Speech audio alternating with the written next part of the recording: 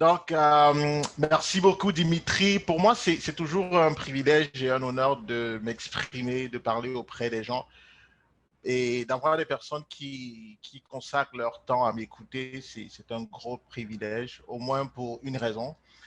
C'est qu'à chaque fois où tu donnes de ton temps, tu donnes de ta vie. Parce qu'à la fin de à la fin de la journée ou à la fin des temps, ce qui intéresse, c'est que ta vie, c'est en fonction du temps que tu auras passé sur Terre.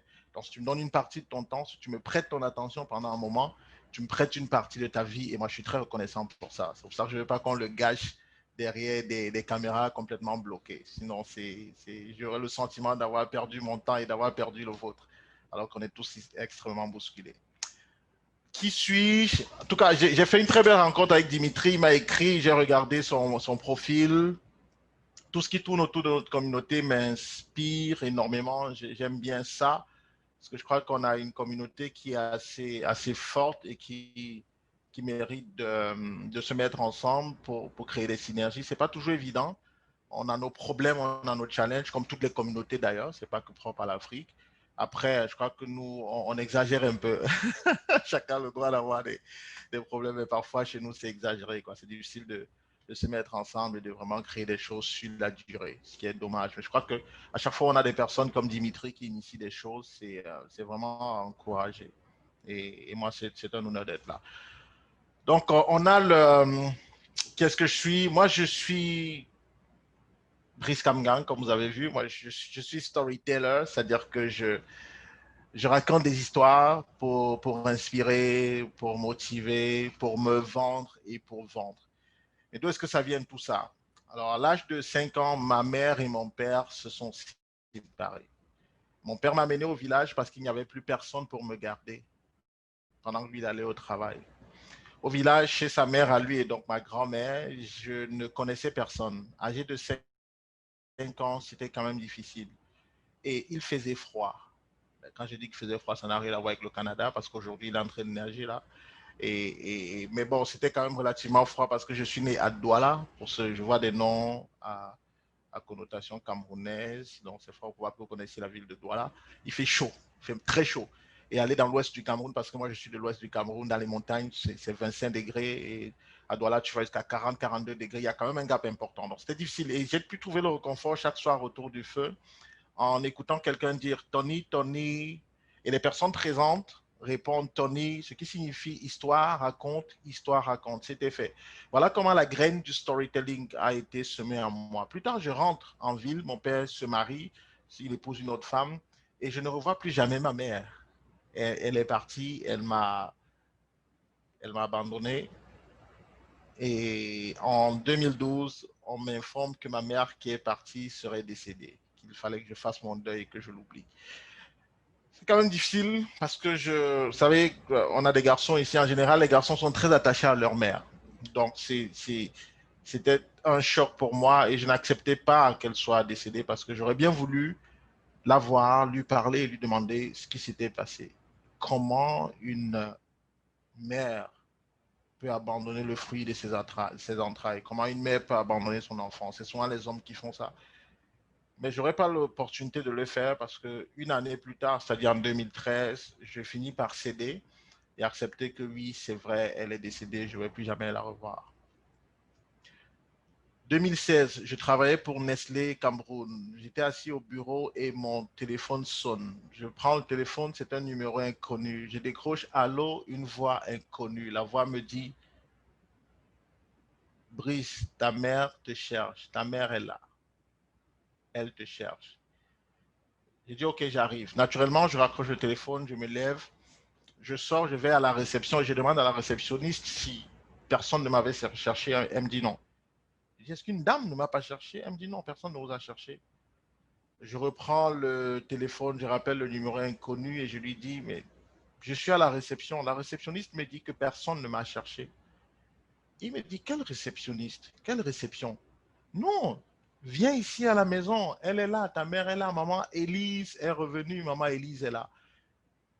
Et quand il a dit ça, je suis quasiment tombé dans les pommes. Je me suis réveillé quelques minutes plus tard à l'infirmerie et j'ai appelé mon père. Je lui ai dit, papa, il y a un monsieur qui m'appelle et qui m'informe que maman Élise est revenue. Est-ce que tu peux aller regarder?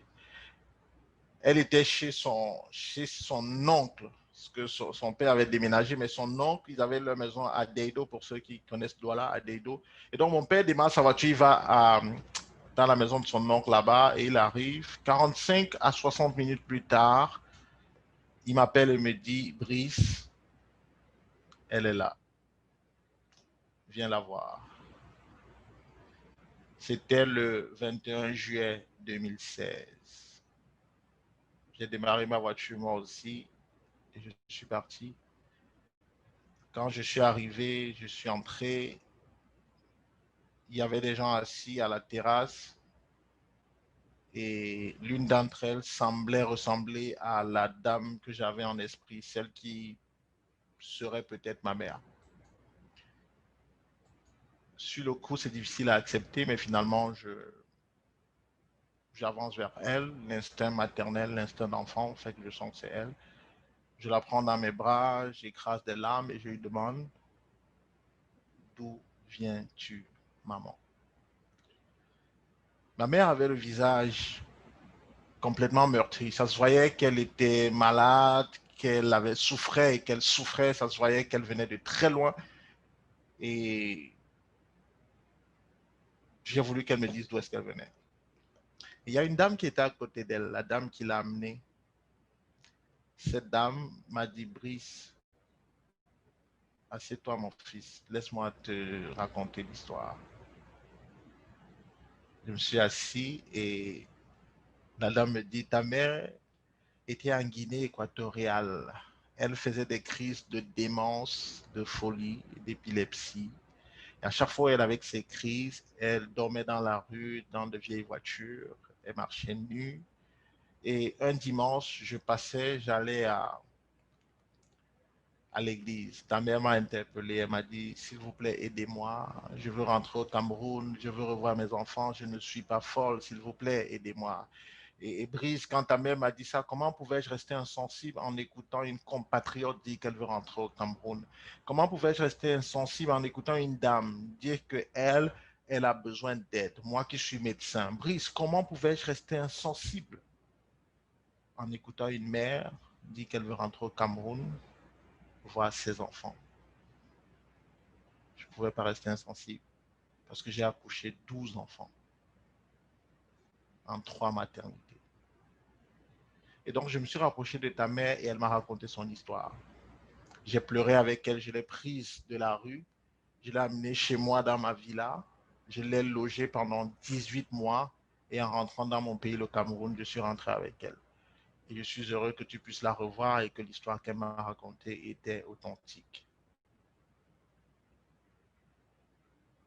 Ce soir-là, j'ai décidé de passer à l'action parce que ça faisait des mois que je voulais démissionner et j'hésitais encore. Donc c'est ce soir-là que j'ai compris que j'étais né pour ça, pour faire du storytelling, pour définitivement raconter des histoires, pour inspirer les gens. Parce que j'ai pu revoir ma mère 25 ans plus tard, grâce à l'histoire qu'elle a racontée à une inconnue dans la rue. Quand on me parle des conneries, de tribalisme et tout ça dans mon pays et peut-être dans d'autres pays africains, moi je rigole toujours en disant, c'est des choses que je n'ai pas vraiment connues. Parce que moi, juste une petite digression, moi je suis de l'Ouest, comme je vous ai dit, mais on m'a toujours appelé le gars Bassard dans mon école, partout où je suis passé, dans les associations. Donc voilà une dame inconnue qui a pris ma mère de la rue et qui l'a hébergée et qui l'a ramenée au Cameroun. J'ai pu la revoir 25 ans plus tard. 25 ans, et même plus, parce que c'était en juillet, j'ai bien plus de 25 ans et quelques mois. Et donc là, vous comprenez la puissance qu'il y a dans l'histoire qu'on peut raconter. Tous les grands, tous les leaders que nous apprécions sont de grands storytellers. C'est des personnes qui ont su mobiliser les gens, fédérer les gens autour d'une cause, que ce soit dans le cadre du business, l'entrepreneuriat ou bien la spiritualité, le social, la politique, c'est le storytelling qui marche. Donc c'est ce que je fais à plein temps depuis 2017. Depuis 2017, je suis à plein temps dans le coaching et la formation. J'ai fait plusieurs compétitions sur la prise de parole en public. J'en ai gagné en Afrique, j'en ai gagné ici au Canada, en Amérique du Nord, parce que c'est dans les clubs du Canada et de l'État de New York aux États-Unis. J'ai gagné et puis j'ai eu le privilège également de faire plusieurs conférences à travers le monde, en Afrique, dans plusieurs pays, à Dubaï, ici au Canada, mais pas encore à Paris. Paris, c'est l'année prochaine, en juin. Ça me fera le plaisir de venir et de pouvoir vous rencontrer, vous qui êtes des Parisiens. Donc voilà qui est-ce que je suis. Je suis également le père de deux garçons extraordinaires et l'époux d'une épouse extraordinaire. Si elle n'avait pas été là, jamais je n'aurais fait ce que j'ai fait jusqu'ici. Et donc voilà qui est-ce que je suis. Et je me suis présenté en vous racontant mon histoire. L'histoire de comment est-ce que je m'étais retrouvé dans le storytelling, ce qui a fait que définitivement que je m'y mette à 3000%. C'est clair que avant 2016, je faisais déjà ça à temps partiel, je faisais des activités sur la prise de parole en public, ça et là, mais ce n'était pas encore quelque chose de véritablement construit et un modèle d'affaires que je voulais mettre en place. Non, c'est vraiment à partir de 2016, après avoir écouté ma mère, que quelques mois plus tard, en 2017, je démissionne et je me lance dans ma passion. Comment persuader avec le storytelling? Um, j'ai une question à vous poser. Pendant que je vous parlais de, de ma mère, pendant que je vous racontais cette histoire, qu'est-ce que vous avez ressenti?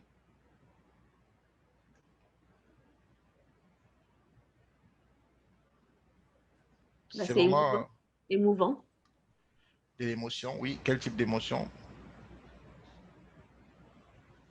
Ben, de la tristesse mêlée à de la tristesse. Et de la joie vers la fin. Voilà. Super. Il n'y a pas de mauvaise réponse, hein, donc n'hésitez pas à parler, je vous en prie. Il n'y a jamais de mauvaise réponse. Il n'y a que des angles d'interprétation, il n'y a que des perceptions, mais il n'y a jamais de mauvaise réponse. Parce que ce qui est mauvais ici, il suffit de déplacer la façon de regarder pour voir que c'est bon. Okay? Donc, n'hésitez pas à répondre. OK. Donc, je vous ai fait passer par différentes émotions. C'est ça la puissance du storytelling. En matière de prise de parole en public, le storytelling est la technique la plus avancée. Parce que on s'entend, tout le monde communique, tout le monde peut bien prendre la parole en public, mais tout le monde n'est pas storyteller. Le storytelling, c'est vraiment une autre chose. C'est vraiment la capacité à transformer un événement banal en une histoire inspirante et vendable pour connecter émotionnellement avec les gens. Exactement comme un film que vous regardez. Quand tu fais du storytelling, tu projettes des images chez ton audience et tu suscites en ton audience des émotions qui leur permettent de connecter avec toi. Et c'est ça l'un des objectifs. Donc, quand on parle de persuasion avec le storytelling, c'est parce que à la base, le processus décisionnel repose sur un élément fondamental qui s'appelle l'émotion. Émotion. Il n'y a pas de storytelling sans émotion. Il n'y a pas de film intéressant sans émotion. Il n'y a pas de chanson intéressante sans émotion. Toutes les chansons que vous aimez, c'est parce qu'elles vous procurent certaines émotions. Tous les films qui vous ont marqué, c'est parce que ces films-là vous procurent certaines émotions. Sinon, ce n'est pas intéressant. Vous devez ressentir de la tristesse, de la colère, de la joie, de l'allégresse, de la curiosité. Vous avez envie d'en savoir davantage, de creuser. C'est ça qui fait la pertinence d'un film. C'est ça qui fait la pertinence d'une musique. C'est ça qui fait la pertinence du storytelling. Comme la prise de décision repose sur l'émotion, ça, je sais qu'il y a beaucoup de personnes très rationnelles qui ne l'acceptent pas. Et puis c'est normal, on n'est pas obligé de tout accepter. Mais la bonne nouvelle, c'est que il suffit de faire quelques recherches et de vous observer vous-même pour voir qu'en fait, toutes vos décisions reposent sur l'émotion que vous avez ressentie. Toutes. Même quand vous dites avoir pesé le pour et le contre, avoir analysé la faisabilité et tout ça, à la fin de la journée, la décision que vous prenez, c'est parce qu'il y a une émotion qui a dominé là-dessus. Et il y a pas mal d'études qui ont été conduites sur le sujet de l'émotion et la prise de décision. Il suffit de taper sur Google, surtout en anglais, vous allez voir plein d'articles, des recherches de la National Institute of Health des États-Unis, de la Harvard Business Review. Il y a plein d'articles, des recherches qui prouvent ça. Donc, quand vous décidez d'acheter un téléphone, ce n'est pas par rapport aux spécificités du téléphone que vous l'achetez, non. Vous achetez ce téléphone parce que vous avez, en imaginant ce que les spécificités vont vous permettre de faire, vous avez ressenti quelque chose. Et c'est ce ressenti-là qui, à la fin, fait que, ah, vous décidiez de prendre ce téléphone. Mais si je vous demande pourquoi vous avez acheté ce téléphone, vous allez me donner les éléments fonctionnels, les caractéristiques et tout, mais ce n'est pas ça qui a été à la base. Une fois que tu as compris qu'on a affaire à des êtres d'émotion et non des êtres de raison, une fois que tu as compris que tu es capable d'aller toucher l'émotion et amener l'autre à agir d'une certaine manière, c'est le jackpot. C'est ce que les politiciens font avec nous. C'est ce qu'ils font. Et j'entends souvent des gens débattre et dire que non, il faut être rationnel, ne soyez pas dans l'émotion. Bah, bah, bah, bah. Tout le monde est dans l'émotion, juste que certains l'expriment un peu plus que d'autres. Donc celui qui est en train de te dire non, ne sois pas dans l'émotion, c'est émotif, tout ça, il ne sait pas qu'il est exactement en train d'aller là où le politicien a voulu qu'il aille. Ou bien même s'il est en train d'aller ailleurs, eh bien là où il part, il est guidé par son émotion dominante. Triste réalité. Donc, persuader les gens, c'est réussir à les influencer. C'est réussir à les amener à penser que c'est eux qui ont décidé de faire une chose. C'est de façon subtile les convaincre. Mais j'aime pas la conviction parce que convaincre suppose de démontrer et d'écraser les gens. C'est-à-dire que quand tu convaincs, ça veut dire que tu as montré 1, 2, 3, 4, 5 étapes. Tu as démontré les choses. Et puis la personne à la fin se dit, ouais, ok, tu as raison, okay, c'est vrai. Alors que la persuasion, c'est que de façon subtile, tu éveilles quelque chose chez la personne qui fait que finalement, elle a l'impression que c'est elle qui a décidé et que ce n'est pas toi qui, par ta démonstration, lui a prouvé quoi que ce soit. C'est pour ça que la persuasion, j'aime souvent le dire, est parfois plus intéressante que la conviction. Persuader les gens, c'est mieux que de les convaincre. Comment donc vous allez utiliser le storytelling? Une fois que vous savez que le processus de prise de décision repose sur l'émotion, il faut donc utiliser le storytelling derrière. Mais maintenant, regardez où se situe le storytelling. Dans le processus de prise de décision, tu as la prise de décision qui est ici, mais avant la prise de décision, tu as l'émotion, on est d'accord. Avant l'émotion, qu'est-ce qui suscite l'émotion? C'est un déclencheur. Il faut déclencher cette émotion-là. Dans le processus décisionnel commence par un déclencheur. Si je rentre encore plus en détail, je parlerai d'hormones. Après le déclencheur, il y a une hormone qui est sécrétée. Après l'hormone, c'est l'émotion, parce qu'à chaque hormone est attachée à un type d'émotion spécifique. Et après cette décision qui est prise, naturellement, c'est l'action. Donc, pour que les gens agissent d'une certaine manière, il faut être capable de les amener à décider d'une certaine manière. Pour qu'ils décident d'une certaine manière, il faudrait susciter en eux un certain type d'émotion. Et pour que ces émotions arrivent, il faudrait qu'un certain type spécifique d'hormones soit sécrété. Et pour que ces hormones-là soient sécrétées, il faut aller chercher le déclencheur, le stimulus. Et ce déclencheur n'est rien d'autre que le storytelling en matière de communication persuasive. Comment tu vas utiliser le storytelling pour aller déclencher des émotions spécifiques? Comment? Eh bien, dans la construction de l'histoire que tu racontes, il y a un certain nombre de questions que tu dois toujours te poser. La première question, c'est quelle est mon audience? À qui est-ce que je parle? Parce que tu ne peux pas servir des légumes à un lion ou bien servir de la viande à une chèvre.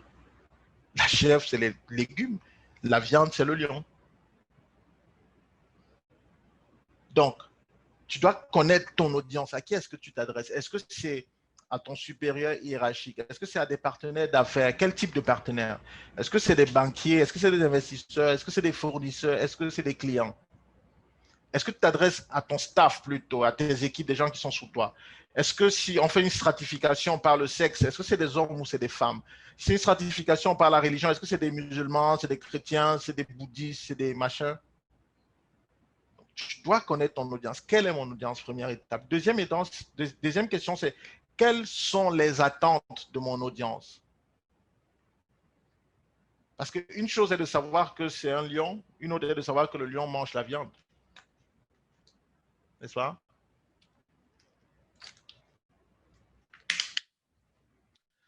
Donc, il faut savoir quelles sont les attentes de ton audience. Une fois que tu connais ces attentes, tu dois aller chercher quelle est l'histoire. Quelle est l'histoire? Quelle est l'histoire qui permet de répondre à ces attentes-là? Et une fois que tu as trouvé la bonne histoire, tu sais comment la raconter et tu la présentes. Maintenant, raconter une histoire obéit à quelques principes. Je vais partager avec vous. Je ne sais pas combien de temps il me reste, Dimitri. Je n'ai même pas demandé. Il me reste combien de temps, s'il te plaît? Ah non, tu as au moins 15 minutes là. Hein. Ah, j'ai encore au moins 15 minutes qui me restent. Exclus les questions. Bien, les questions sont incluses dans les 15 minutes. Avec 10 minutes et 5 minutes de questions. Seulement 5 minutes de questions. J'espère qu'il y aura bien plus que ça. Mais tout dépendra de... Il n'y a pas de problème. Parfait. Ok, ça marche. Donc, pour raconter une histoire de façon captivante, de façon émouvante, il y a deux éléments fondamentaux. Le premier élément va être la structure de mon histoire et le deuxième va être les ingrédients de la communication orale qui vont être mis à contribution. Alors, une histoire, de façon triviale, on sait que ça a un début, un milieu, une fin. Début, milieu, fin. Introduction, développement, conclusion. Ça, c'est de façon triviale. On dit acte 1, acte 2, acte 3. Acte 1, on introduit. Acte 2, on développe. Acte 3, c'est la sortie.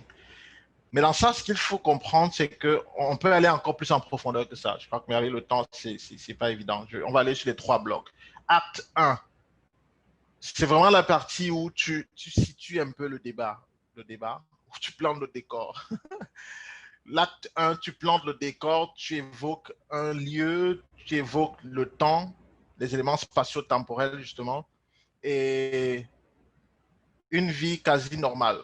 C'est-à-dire que avant que les problèmes n'arrivent, tout allait bien. En général, quand vous voyez un film, une famille vivait bien, sans souci, ils étaient bien, et puis bam, le mari, je sais pas moi, rencontre quelqu'un et qui lui vend du vent, et puis ce vent qu'on lui a vendu, bam, les problèmes commencent.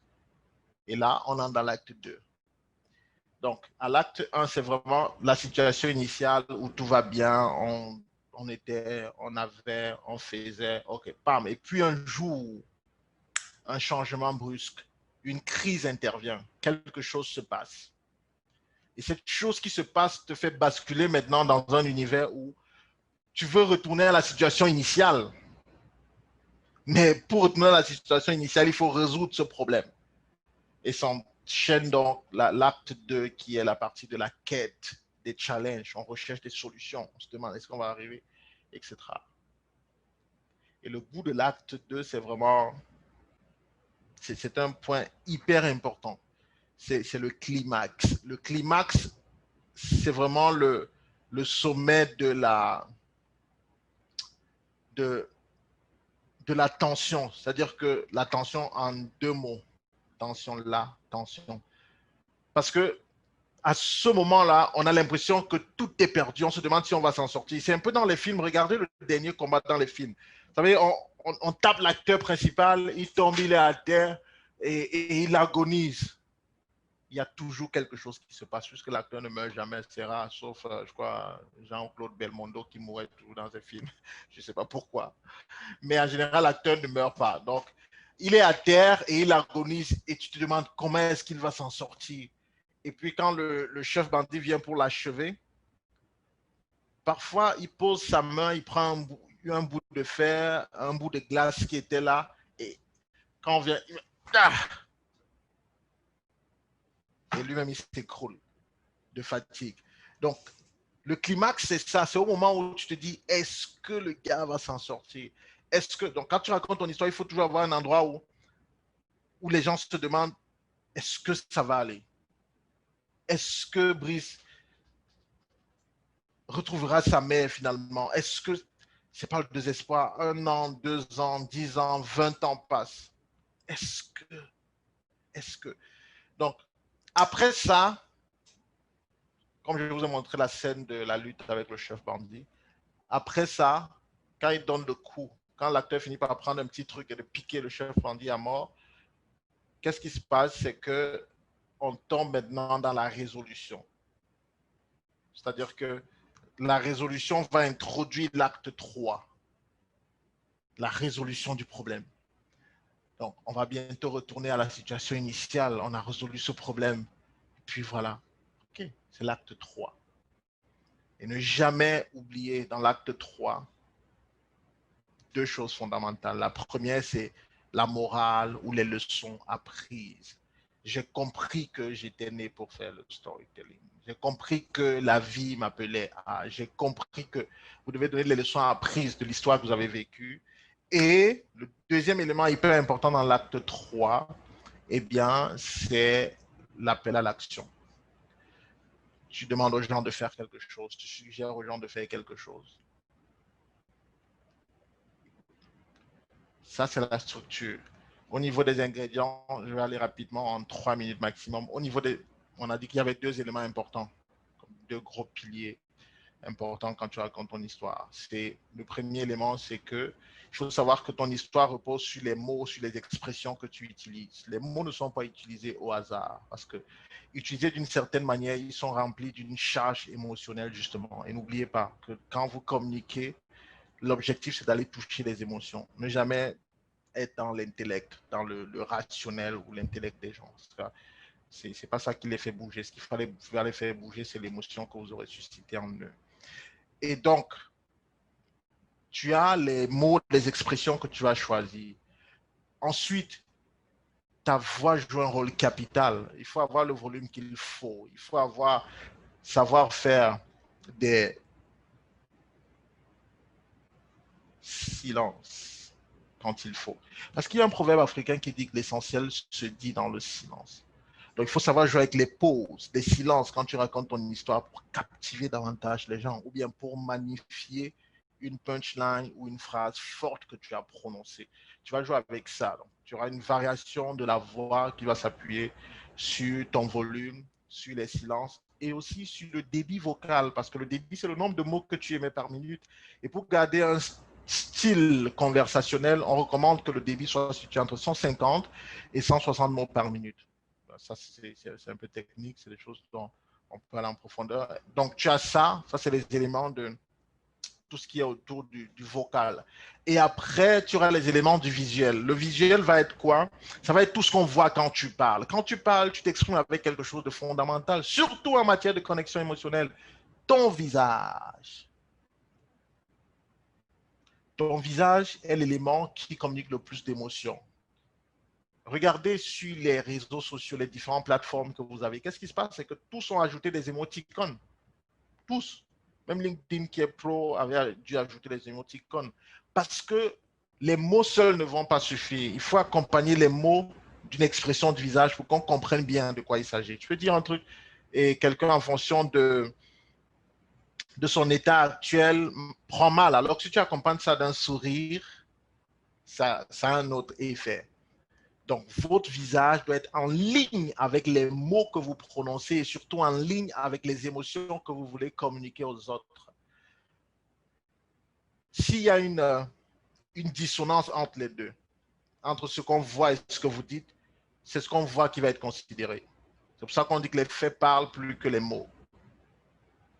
Les actions parlent plus que les mots. Ce qu'on fait parle plus que ce qu'on dit. Et si tu dis que tu es content, moi je suis vraiment content d'être là aujourd'hui avec vous. Je suis très content, très heureux aujourd'hui, d'autant plus que c'est mon anniversaire. Merci de m'avoir invité, Dimitri, mais je suis vraiment content. Que pensez-vous? Que je suis vraiment content? Non. Non, parce que mon visage vous dit tout le contraire. Quand tu exprimes une émotion, ça doit être visible là, sur ton visage. Si c'est la surprise, si c'est la colère, etc., ça doit être visible sur ton visage quand tu racontes ton histoire. Et l'autre élément, ce sont tes mains. Les mains jouent un rôle capital dans la communication. Il y a TED qui a fait une étude qui a révélé que les vidéos les plus regardées avaient en moyenne, je crois, 265 ou 275 gestes de la main. Non, 465 ou 472, quelque chose comme ça. En tout cas, plus de 450 gestes de la main. Les vidéos les plus regardées, les vidéos de TED. Et les vidéos les moins regardées avaient environ 200 et poussées à 250 par là, quelque chose comme ça. Donc, on voit très bien que les mains jouent un rôle capital dans notre expression. Il faut savoir en faire usage. Et enfin, le dernier élément que je vais vous donner, c'est votre posture. La posture que vous devez avoir quand vous racontez votre histoire doit toujours être en fonction de l'émotion que vous voulez communiquer. Si vous êtes heureux, vous parlez d'un événement joyeux, vous ne pouvez pas être cambré ou courbé. Mais par contre, si vous parlez de souffrance et de peine, de tristesse, vous ne pouvez pas être droit comme ça. Je ne peux pas raconter l'histoire de ma mère étant comme ça. Surtout la partie triste. Non. Vous êtes toujours, si vous êtes debout, vous êtes toujours un peu courbé pour montrer la tristesse, pour montrer la peine, la douleur, la protection. C'est comme ça que vous exprimez ça quand vous parlez de tristesse. Mais si vous parlez de quelque chose d'heureux et de joyeux, vous ne devez pas être fermé non plus, vous devez être très ouvert. Parce que là, vous présentez quelque chose d'hyper intéressant. Donc, voilà les deux éléments qui vont rentrer dans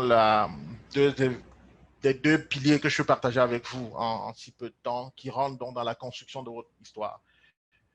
Je vais faire un petit rappel, c'est que, un petit rappel, je ne sais pas, peut-être une information.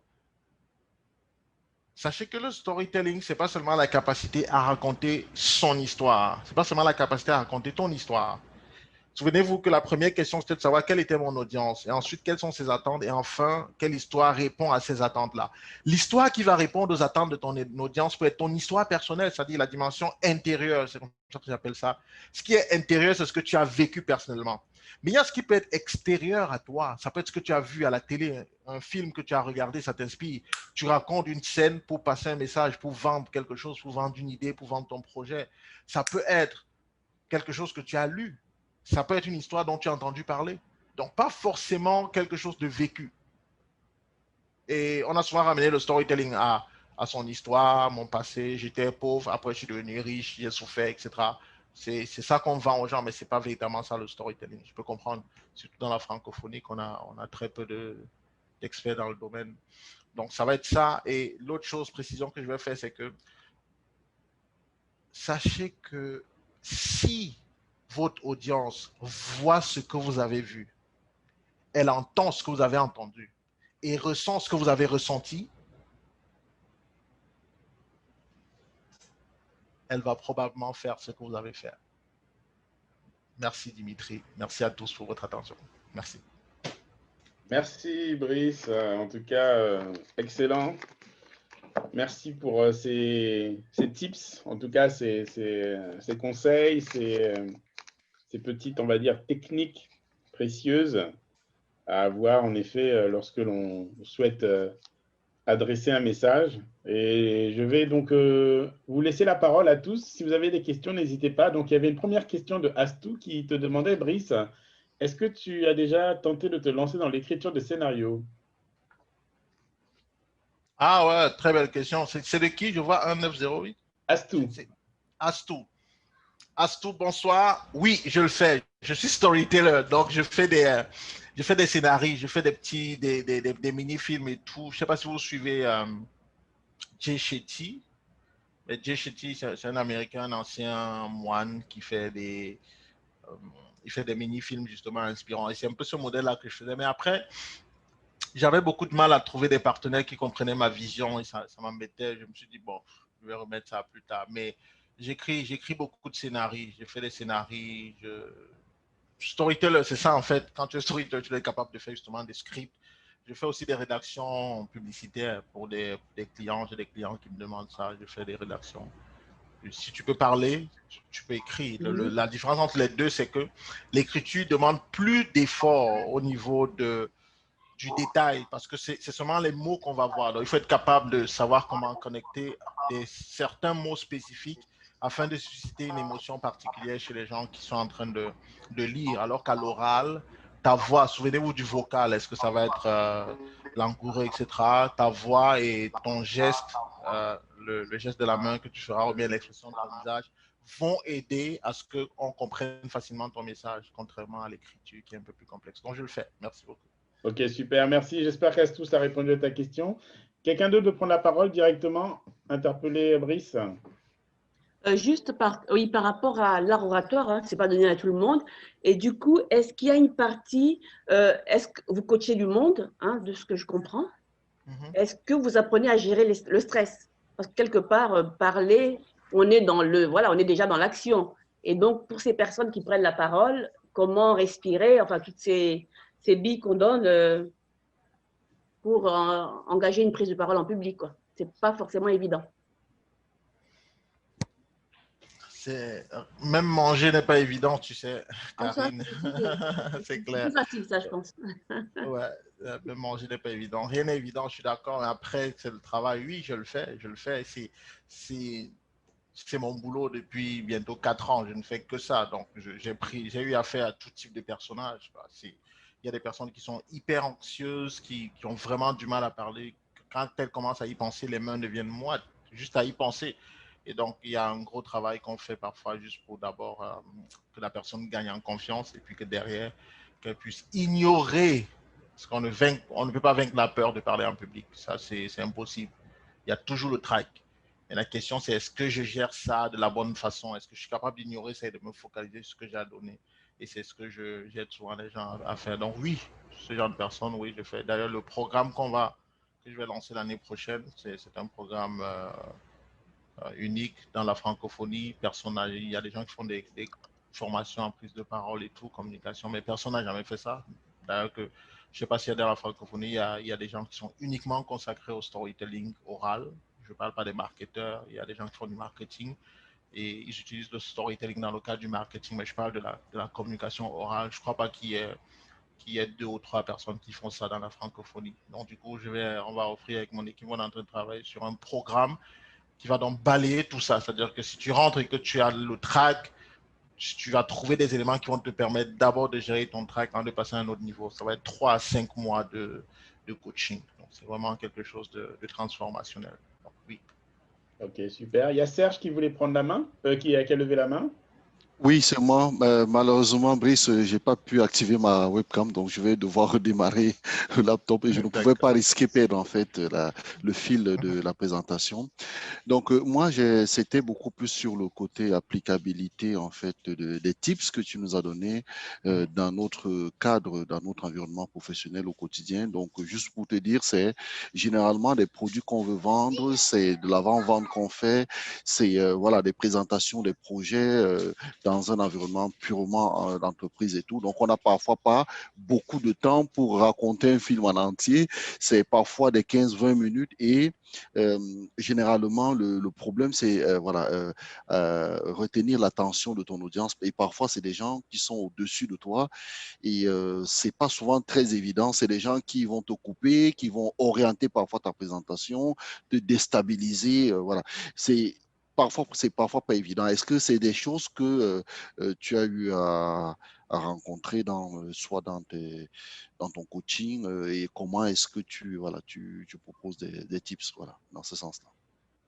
Très bon point, Serge. Merci beaucoup. Et j'encourage tout le monde à vraiment ramener la chose à son activité quotidienne, quoi. Ce que tu fais comme activité, en quoi est-ce que ce que j'ai dit peut t'intéresser. Si tu as des zones d'ombre et que tu souhaites des clarifications par rapport à ce que tu fais, s'il te plaît, n'hésite pas. Même si tu es salarié, je peux te dire comment est-ce qu'en tant que salarié, tu peux être storyteller et ça te permet d'avoir des promotions. Donc, très bon point, Serge.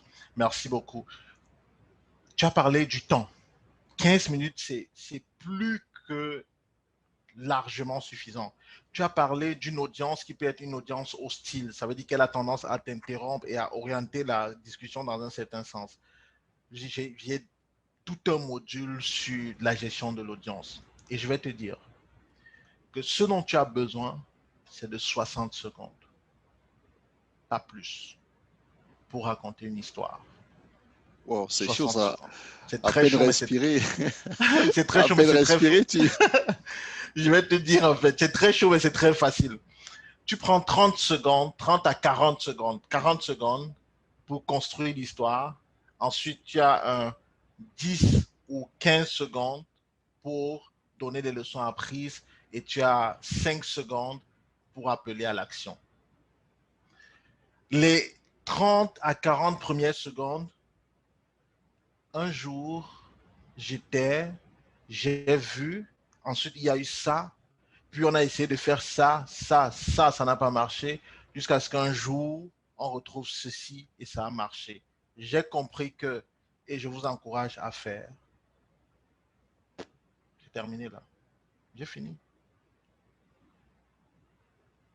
Donc, 60 secondes, c'est largement suffisant pour raconter une histoire. D'ailleurs, c'est sur ça qu'on va quand je coach les gens. Quand je coach, c'est pas sur 3 minutes, 5 minutes. Non, non. Je dis, si tu peux le plus, tu peux le moins. Donc, travaille sur 60 secondes. Tout ce que je vous ai raconté là, je te fais mettre ça dans une histoire. Tout ça, et puis je ne vous ai même pas donné des détails et d'autres éléments parce que le temps. Mais tout ça, ça rentre dans les 60 secondes. Il faut être captivant. Les gens ont entre 5 et 10 secondes pour continuer à t'écouter, pour rester connecté à ce que tu dis ou pas. Donc, comment est-ce que tu vas les captiver? Petite astuce rapide comme ça. À chaque fois où vous avez l'opportunité de parler, quand on vous donne la parole, la première chose à faire, c'est de venir prendre cette parole avec l'énergie, quand c'est physique, quand c'est en présentiel, autant pour moi. Donc, tu dois arriver avec de l'énergie. Il ne faut pas arriver sur scène ou bien arriver, monter devant, faire ta présentation comme si tu étais malade. Parce que c'est ça aussi, parfois on est assis là, et puis quand on dit, OK, allez, Brice, c'est à ton tour, on se lève comme si on venait d'accoucher ou je ne sais pas moi, de faire, on traîne notre corps, on traîne. Quand tu fais ça, tu donnes l'impression d'être malade. Et le cerveau primitif de l'être humain a pour rôle de protéger l'être humain, de nous protéger. Et donc, qu'est-ce qu'il va faire? Il va mettre une barrière dans le subconscient pour dire non, non, non, non, non, non, ne l'écoute pas, il est malade. Parce que t'écouter, c'est comme t'épouser, c'est comme te ressembler. Et le cerveau va lui dire non, non, moi, j'aimerais pas que tu sois malade. Non, non, non, non. Et là, il se braque. Inconsciemment, c'est même pas lui qui fait. Donc, du coup, tu commences à l'énerver.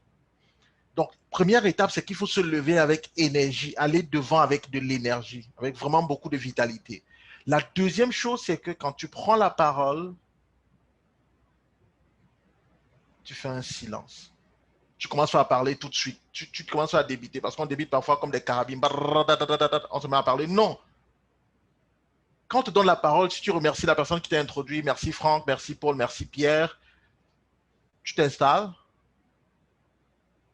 Tu as entre 2 et 4 secondes de silence où tu vas chercher les gens dans les yeux. Tu connectes avec eux. C'est toi le boss, c'est toi le patron. Quand tu fais le silence, les gens ont envie de t'écouter, tu les captives. Je ne sais pas si vous avez vu comment je faisais souvent des silences. Je ne sais pas si vous captivez, mais je fais beaucoup de silence quand je parle. Donc, c'est ce qu'il faut pouvoir faire pour captiver les gens, pour que les gens ne se déconnectent pas. Et ton charisme dépend de ton niveau de présence. Ton niveau de présence dépend de ta capacité à ne pas te précipiter. Parce que l'assurance se manifeste comment? Par le calme. Donc, si on te donne la parole et tu commences à parler tout de suite, non. Tu fais un silence, tu regardes des gens, tu connectes avec eux et tu souris. Et là, tu commences à raconter ton histoire. Un jour, on était. Tu commences par une histoire. Dès que tu fais une histoire, bing, c'est comme si les antennes s'allumaient dans la tête des gens, bing, et on veut savoir la suite. On veut savoir la suite de ton histoire. Où est-ce que ça aboutit? Ça, c'est pour te répondre, toi. Et pour des personnes qui cherchent parfois des chercheurs d'emploi, il y a une chose que j'enseigne aux gens, c'est des choses que les recruteurs n'auront presque jamais rencontrées. Il y a une question fondamentale, la question de pourquoi vous? Pourquoi vous? Pourquoi vous recrutez? Pourquoi vous sélectionnez vous et pas les autres?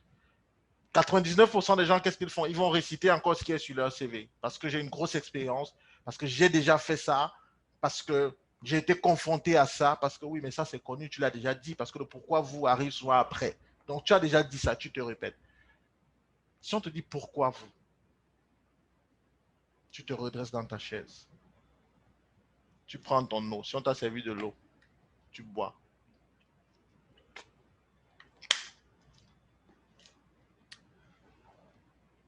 Quand j'étais enfant, mon père avait l'habitude de me dire que, et à force de me dire ça, voilà ce qui s'est construit en moi.